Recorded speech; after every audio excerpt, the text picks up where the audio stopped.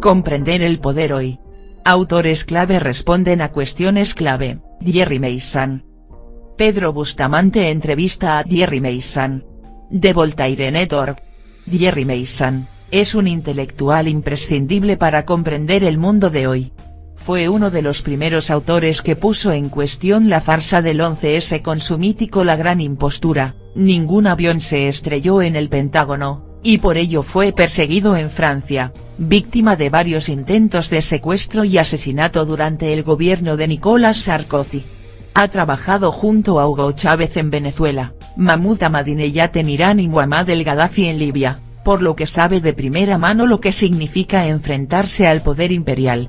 Su web Red Voltaire es uno de los medios alternativos de referencia para sortear los medios de desinformación. Hoy trabaja en Damasco, en el mismísimo centro del vórtice, desde donde ve el mundo girar vertiginosamente a su alrededor, mientras él permanece imperturbable. Como el rey del mundo, del que nos habló René Guénon, que está quieto mientras todo gira alrededor. Desde allí nos explica cómo funciona el poder hoy, con su ejemplar manera de entender el sincretismo cultural y religioso, con su admirable racionalidad cartesiana. Y sin embargo también hay en Meyssan algo de profético, de oracular. ¿Cómo opera el poder hoy? ¿Qué lo distingue del poder de otras épocas? ¿Qué papel relativo desempeñan hoy los Estados-nación, las instituciones internacionales y las corporaciones privadas? Los Estados Unidos aplican la doctrina Brezhnev, que consiste en limitar la soberanía de sus aliados. Todos los ejércitos aliados están bajo el mando del Pentágono a través del comandante supremo de la OTAN, el general Curtis Scaparotti. Washington ha puesto igualmente las administraciones civiles de los principales estados europeos, con la excepción de Rusia, bajo el control de la Comisión Europea. Es gracioso observar que a esta burocracia se la llama Unión Europea, cuando su objetivo estratégico es dividir Europa en dos, separando el oeste y el centro del este y de Rusia. El debilitamiento de los Estados-nación de Europa Occidental y Central permite a las multinacionales estadounidenses apropiarse más fácilmente de sus mercados, multinacionales que controlan en gran medida el gobierno de los Estados Unidos. ¿Qué importancia tiene el pulso que hoy se está manteniendo entre el orden unipolar atlantista y el orden multipolar de los BRICS? ¿Qué papel juegan China y Rusia en el mundo? La idea de que pueda existir un mundo multipolar es un proyecto de los neoconservadores estadounidenses que se remonta a 1995. Acabando con la política de George H. Bush y de Bill Clinton, impusieron el rearme de su país a pesar de que ya no había enemigos. Sin embargo, esta fantasía no ha funcionado a causa del desarrollo económico de China y el militar de Rusia. Estas dos potencias han creado los BRICS con Brasil, la India y Sudáfrica. Su objetivo común es construir nuevas instituciones internacionales al margen del control de Estados Unidos. Pero estos 5 estados tienen preocupaciones muy diferentes unos de otros y no han conseguido a día de hoy más que crear un banco común. ¿Qué papel desempeña hoy el dinero fiduciario en el poder mundial? ¿Qué importancia podrían tener en un futuro otros modelos monetarios basados en los metales preciosos o nuevas tecnologías como el Bitcoin? Pueden existir numerosos sistemas monetarios basados en diferentes formas de riqueza. El problema es que hoy la moneda estadounidense no se basa en nada más que en el temor que inspiran las Fuerzas Armadas de Estados Unidos. Hemos visto, en las guerras contra Irak y contra Libia, que Washington está dispuesto a todo para impedir que otros sistemas monetarios se constituyan. ¿En qué consiste el terrorismo internacional? ¿Quién lo controla, financia, arma, entrena, apoya, etc.? ¿Qué papel desempeña, tanto en las periferias como en los centros, tanto en los escenarios de guerra como en los de paz relativa? El terrorismo es una estrategia militar. En consecuencia, el terrorismo internacional no puede ser más que la prerrogativa de ejércitos presentes en numerosos territorios. Durante la Guerra Fría la URSS ha hecho uso del terrorismo para ejercer presión sobre estados. Hoy los Estados Unidos lo utilizan contra las poblaciones. Hemos pasado de soldados regulares como Carlos, que atacaban intereses estatales para impulsar una causa, a mercenarios como Daesh que privan a las poblaciones de la protección de sus estados. El recurso de Washington al terrorismo se ha desarrollado al mismo tiempo que sus objetivos han cambiado. En la actualidad el imperialismo ya no persigue colonizar estados, sino destruir sociedades para poder apropiarse de aquello que necesita y cuando lo necesita. Así, las guerras contra los talibanes, contra Irak y contra Libia no se han terminado con la victoria. Continúan hasta el día de hoy. Si las revoluciones de color orquestadas por la CIA tenían como objetivo cambiar regímenes, el Pentágono, por su parte, no tiene más que transformar en regímenes los estados que ataca. Poco importa que Saddam Hussein o Muammar el Gaddafi estén en el poder o estén muertos. La guerra continuará hasta la destrucción del último resto de civilización. ¿Quién está detrás del 11S y de otros grandes atentados terroristas de los últimos años? ¿Se trata de ataques de bandera falsa? ¿Qué objetivos persiguen? ¿Quién está detrás del 11S y de otros grandes atentados terroristas de los últimos años? ¿Se trata de ataques de bandera falsa? ¿Qué objetivos persiguen? Cada atentado responde a una lógica táctica. El 11 de septiembre fue oficialmente un golpe de Estado ya que el programa de continuidad del gobierno fue activado al margen de la legalidad. El presidente Bush fue destituido de sus funciones hacia las 10 de la mañana y no las retomó hasta el final de la tarde. A lo largo de todo el día el poder fue asumido por un gobierno militar, mientras que los parlamentarios y sus colaboradores fueron detenidos por su seguridad en un búnker cerca de Washington, tal como testificaron posteriormente. Israel participó en este golpe de Estado ya que su primer ministro Ariel Sharon anunció el fin de los atentados antes incluso de que el presidente Bush retomara sus funciones. Parece que la OTAN estaría implicada en los atentados de Madrid, marzo de 2004, de Londres, julio de 2005, y de Islamabad, septiembre de 2008, por no citar más que estos. ¿Cómo se han transformado las técnicas bélicas desde la Primera y la Segunda Guerra Mundial hasta el día de hoy? ¿Qué papel desempeñan las llamadas guerras asimétricas, no convencionales, de baja intensidad o de cuarta y quinta generación? ¿Algo que decir de la Tercera Guerra Mundial? Durante la Guerra Fría grupos de resistentes libraron guerras asimétricas contra las potencias coloniales. Estas respondieron con guerras de baja intensidad. En 2011, por primera vez, la OTAN ha lanzado guerras asimétricas contra Libia y Siria. En lugar de luchar ella misma, la alianza ha enviado mercenarios a combatir contra gobiernos, utilizando los métodos de los grupos anticolonialistas. Gracias a un vasto aparato de propaganda, la OTAN ha utilizado el recuerdo de las luchas anticolonialistas para dar apariencia de legitimidad a sus mercenarios. Tras lo cual ha acudido en su socorro en Libia sin tener que responsabilizarse de la destrucción de la llamarilla árabe Libia. Pero este esquema no ha funcionado en Siria, pues el tejido social es aquí completamente diferente. En definitiva, los Estados Unidos no han alcanzado militarmente sus fines más que en Afganistán, en el oeste de Irak y en Libia. Podrían conseguirlo también en los próximos años en Yemen. Todas estas sociedades tienen la particularidad común de estar organizadas de manera tribal. Las grandes catástrofes naturales tales como sequías, inundaciones, incendios, huracanes, terremotos, tsunamis, etc., son creadas o catalizadas artificialmente mediante técnicas de geoingeniería. ¿Qué se esconde detrás del cambio climático?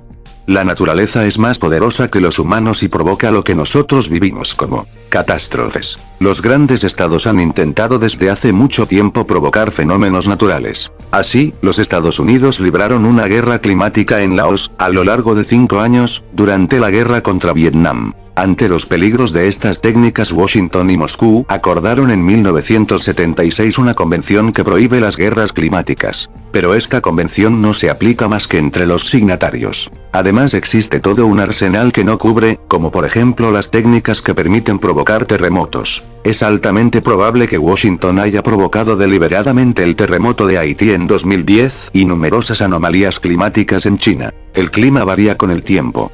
En otros tiempos Groenlandia fue verde, y volverá a serlo. Esto no tiene nada que ver con la actividad humana. El papel de los políticos es prever estas evoluciones para evitar que se produzcan víctimas humanas. Sin embargo, hoy la evolución del clima se vincula con la actividad humana para instaurar derechos de emisión de CO2 que son negociados en la Bolsa de Chicago. Este fraude desvía la atención de los políticos de sus responsabilidades. Las grandes pandemias como el SIDA, el ébola, el Zika, etc., ¿son naturales o ingenierizadas? ¿Qué papel juegan hoy la ingeniería genética, las vacunas y o los organismos genéticamente modificados o transgénicos como mecanismos de poder?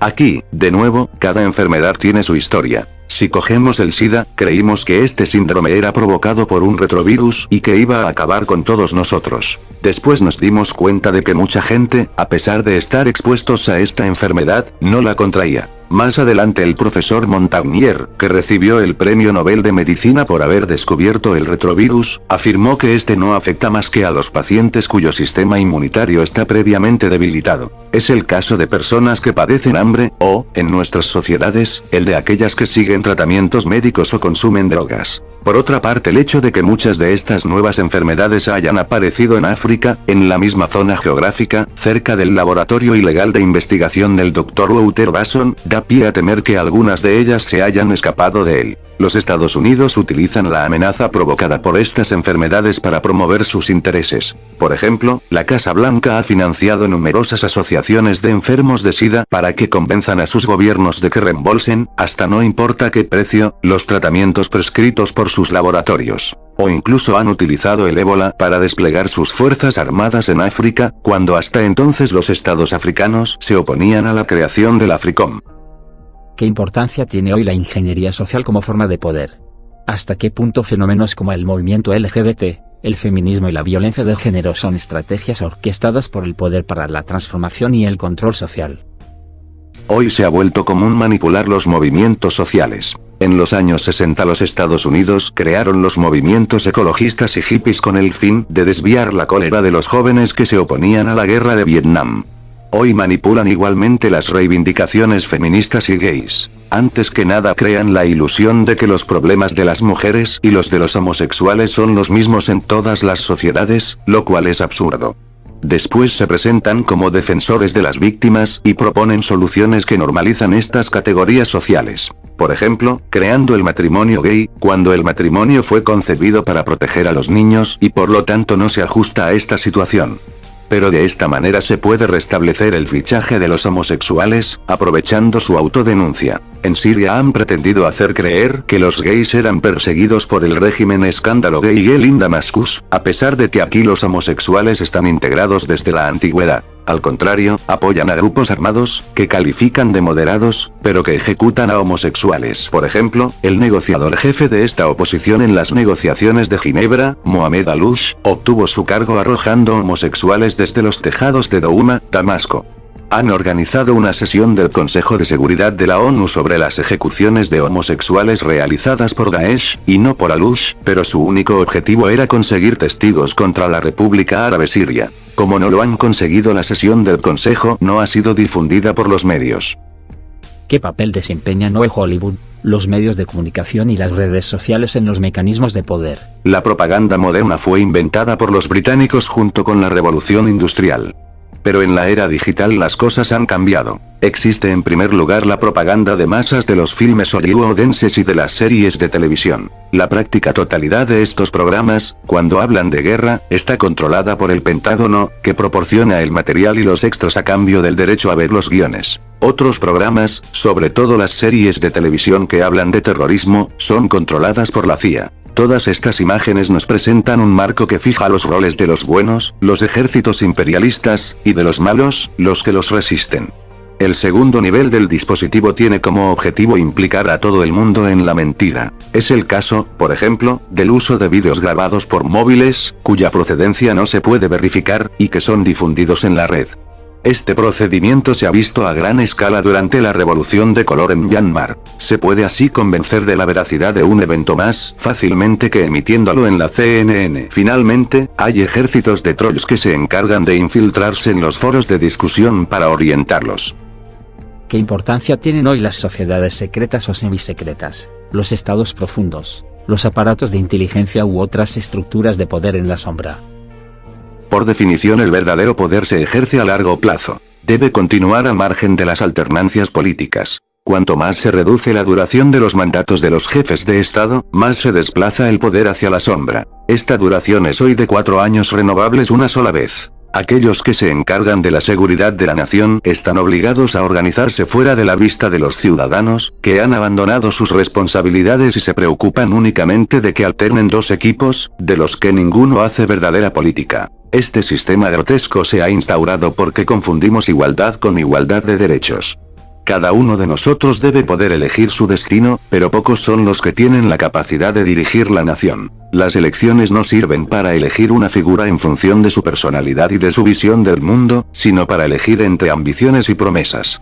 Los actores políticos se unen, bien públicamente a través de partidos, o bien lejos de las miradas, en círculos y sociedades más o menos secretos. Cuando estos círculos son confidenciales hay siempre miembros que los utilizan para defender sus intereses personales, a través de conspiraciones. Es inherente a la naturaleza humana. Por esta razón, si el Estado está bien dirigido, debe vigilar particularmente estas sociedades secretas. Por ejemplo, el FSB, Servicio Federal de Seguridad, ruso cuenta con una dirección general dedicada a este tema. ¿Qué papel juega hoy el sionismo en el poder mundial, y en concreto los grupos de presión sionistas, las leyes que regulan el llamado antisemitismo y la narrativa oficial sobre el genocidio de los judíos por el nazismo? El sionismo contemporáneo es el fruto de muchas corrientes de pensamiento. La más importante no es judía sino cristiana protestante. Lord Cromwell fue el primer jefe de Estado del mundo que reclamó la constitución de un Estado para los judíos en Palestina. El sionismo se desarrolló junto con el imperialismo anglosajón y no fue apoyado por los judíos más que a partir del siglo XIX. De manera que, en mi opinión, no es posible distinguir hoy entre el sionismo y el imperialismo anglosajón. Es un error muy grave pensar que el sionismo es un fenómeno judío y que tiene como objetivo dominar Oriente Medio. El Estado de Israel desaparecería inmediatamente si el Pentágono dejara de apoyarlo. Y su función no se limita a Oriente Medio. Es el primer paraíso fiscal del mundo y juega un papel importante en el control de numerosos estados, desde Ucrania hasta Honduras. La propaganda acusa de antisemitismo a todos aquellos que denuncian el sionismo, nociones que no tienen ninguna relación. La Segunda Guerra Mundial en su conjunto es hoy objeto de un relato delirante que enmascara sus causas y sus desafíos. Así, en la conmemoración del desembarco de Normandía, escuchamos decir al primer ministro británico que el Reino Unido había entrado en guerra para poner fin al Holocausto, cuando en realidad entró en guerra en 1939 y Noche y Niebla no comenzó hasta 1942. ¿Hasta qué punto las grandes crisis o eventos que hoy presenciamos, tales como atentados terroristas, pandemias, catástrofes naturales, accidentes de transporte, etc., pueden ser interpretados como rituales religiosos, sacrificiales o satánicos? Los mecanismos de pensamiento humanos no han variado desde la prehistoria hasta el día de hoy. Algunos temores colectivos y las formas de conjurarlos son irracionales. Por ejemplo, durante el paso al año 2000 nos autoconvencimos de que los ordenadores, símbolos de la modernidad, iban todos a fallar. El vicepresidente Al Gore vendió esta quimera y consiguió que todos volviésemos a comprar los programas que ya poseíamos. Todo por millones de dólares. Pero el 1 de enero no se estrelló ningún avión, no dejó de funcionar ningún ascensor. Como somos todavía primitivos, celebramos además un gran sacrificio para conjurar el paso al año 2000. De la misma manera en el Reino Unido se sacrificaron cerca de 2,5 millones de bovinos ante el temor de que estuviesen contaminados por la enfermedad de las vacas locas. Los cadáveres de los animales fueron apilados y quemados exactamente como en el sacrificio bíblico del Holocausto. ¿Qué se puede hacer hoy para resistir al poder? En teoría es muy fácil resistir. Es suficiente con desarrollar un espíritu crítico y recuperar la soberanía popular y nacional.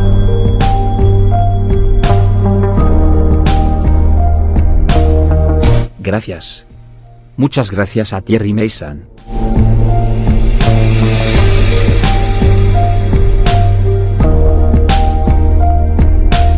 Acaban de oír la entrevista de Pedro Bustamante a Thierry Meyssan. Comprender el poder hoy. Autores clave responden a cuestiones clave. Pedro Bustamante, investigador independiente, arquitecto y artista. Su obra El imperio de la ficción, capitalismo y sacrificios hollywoodenses ha sido publicada recientemente en ediciones libertarias. deliriouseterotopias.blogspot.com. Traducción del francés, pb. Creative Commons. Reconocimiento, no comercial, compartir igual, by NCSA. Las ideas y reflexiones expresadas por el entrevistado pertenecen exclusivamente a él y no son necesariamente compartidas por el entrevistador. Thierry Meyssan. Puedes seguirle en voltairenet.org. Es un intelectual imprescindible para comprender el mundo de hoy. Fue uno de los primeros autores que puso en cuestión la farsa del 11S con su mítico La gran impostura. Ningún avión se estrelló en el Pentágono, y por ello fue perseguido en Francia, víctima de varios intentos de secuestro y asesinato durante el gobierno de Nicolás Sarkozy. Ha trabajado junto a Hugo Chávez en Venezuela, Mahmoud Ahmadinejad en Irán y Muammar el-Gaddafi en Libia, por lo que sabe de primera mano lo que significa enfrentarse al poder imperial. Su web Red Voltaire es uno de los medios alternativos de referencia para sortear los medios de desinformación. Hoy trabaja en Damasco, en el mismísimo centro del vórtice, desde donde ve el mundo girar vertiginosamente a su alrededor, mientras él permanece imperturbable. Como el rey del mundo, del que nos habló René Guénon, que está quieto mientras todo gira alrededor. Desde allí nos explica cómo funciona el poder hoy, con su ejemplar manera de entender el sincretismo cultural y religioso, con su admirable racionalidad cartesiana. Y sin embargo también hay en Meissan algo de profético, de oracular.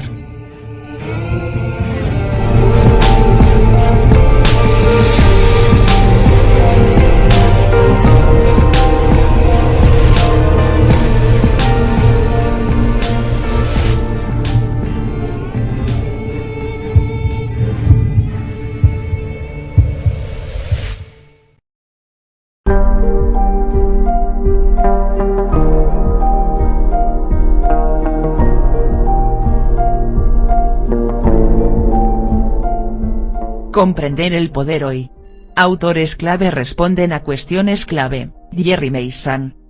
Pedro Bustamante entrevista a Thierry Meissan. De Voltaire Network. Thierry Meissan, es un intelectual. ¿Cómo opera el poder hoy? ¿Qué lo distingue del poder de otras épocas? ¿Qué papel relativo desempeñan hoy los Estados-nación, las instituciones internacionales y las corporaciones privadas? Los Estados Unidos aplican la doctrina Brezhnev, que consiste en limitar la soberanía de sus aliados. Todos los ejércitos aliados están bajo el mando del Pentágono a través del comandante supremo de la OTAN. Imprescindible para comprender el mundo de hoy. Fue uno de los primeros autores que puso en cuestión la farsa del 11S con su mítico La Gran Impostura. Ningún avión se estrelló en el Pentágono, y por ello fue perseguido en Francia, víctima de varios intentos de secuestro y asesinato durante el gobierno de Nicolás Sarkozy. Ha trabajado junto a Hugo Chávez en Venezuela, Mahmoud Ahmadinejad en Irán y Muammar el-Gaddafi en Libia, por lo que sabe de primera mano lo que significa enfrentarse al poder imperial. Su web Red Voltaire es uno de los medios alternativos de referencia para sortear los medios de desinformación. Hoy trabaja en Damasco, en el mismísimo centro del vórtice, desde donde ve el mundo girar vertiginosamente a su alrededor, mientras él permanece imperturbable. Como el rey del mundo, del que nos habló René Guénon, que está quieto mientras todo gira alrededor. Desde allí nos explica cómo funciona el poder hoy, con su ejemplar manera de entender el sincretismo cultural y religioso, con su admirable racionalidad cartesiana. Y sin embargo también hay en Meissan algo de profético, de oracular.